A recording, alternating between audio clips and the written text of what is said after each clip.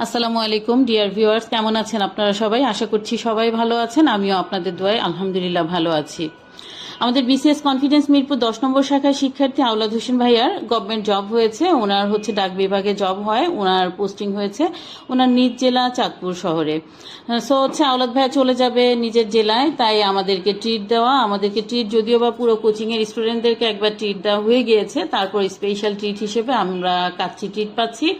আওলাদ ভাই আসলে একজন অমায়িক মানুষ, উনি খুবই ভালো মনের মানুষ এবং খুবই নম্র ভদ্র স্বভাবের একজন ব্যক্তিত্ব।